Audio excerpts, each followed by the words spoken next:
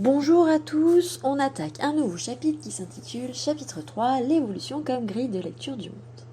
Et pour commencer ce chapitre, nous allons évoquer le lien entre anatomie et évolution. Autrement dit, nous allons essayer d'expliquer comment les mécanismes évolutifs participent à l'élaboration de caractères anatomiques. Pour débuter, nous allons choisir un caractère anatomique qui est le caractère anatomique l'œil. Pourquoi ? Tout simplement car nous allons utiliser les documents qui se trouvent dans votre livre. Dans votre livre, page 220. Comme ça, si besoin, vous pouvez vous y référer, revoir les documents sans souci. Première chose qu'on peut regarder sur les documents, page 220, c'est que différentes espèces de mollusques n'ont pas les mêmes yeux.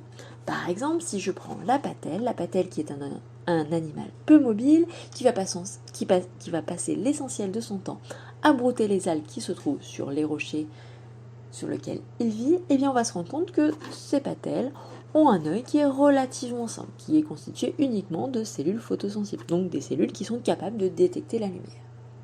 A l'inverse, si je prends des espèces comme le nautile, le calmar, qui sont des espèces prédatrices, qui vont donc chasser pour pouvoir se nourrir, on va se rendre compte que leur œil est beaucoup plus complexe. On va retrouver des cellules photosensibles qui s'organisent dans une rétine, mais on va aussi retrouver d'autres parties d'œil. Une cavité remplie de fluide, une lentille qui n'est autre qu'un cristallin qui va jouer le rôle de zoom. On va retrouver une cornée avec des muscles qui vont plus ou moins laisser passer la lumière, etc., etc. Bref, on a un œil qui est plus complexe. Cet œil plus complexe est adapté aux besoins de ces espèces qui sont prédatrices, qui ont besoin de bien voir pour pouvoir chasser. A l'inverse, la patelle, qui est un animal peu mobile, a un œil plus simple. Donc on a bien, avec ces exemples d'espèces mollusques, un lien entre le système visuel et les besoins des organismes. On a un système visuel qui est adapté aux besoins des organismes. Mais comment expliquer cette adaptation vis-à-vis des besoins ?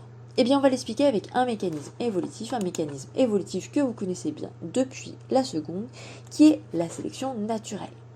Petit rappel sur ce mécanisme évolutif. Dans un milieu, tous les individus sont différents. Par exemple, dans votre classe, vous êtes tous différents les uns des autres. Vous n'êtes pas pareil que votre voisin ou voisine. Parmi ces individus différents, certains vont avoir des caractères qui sont plus avantageux dans le milieu que d'autres.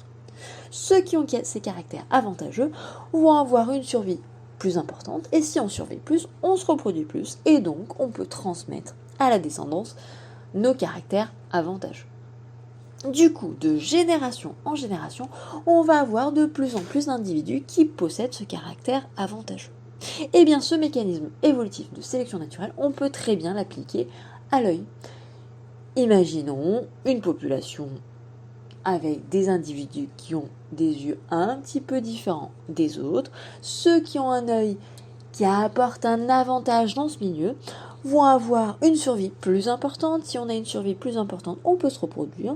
Et en se reproduisant, on va transmettre à la descendance notre caractère œil qui possède cet avantage. Du coup, de génération en génération, on va avoir de plus en plus d'individus avec cet œil avantageux.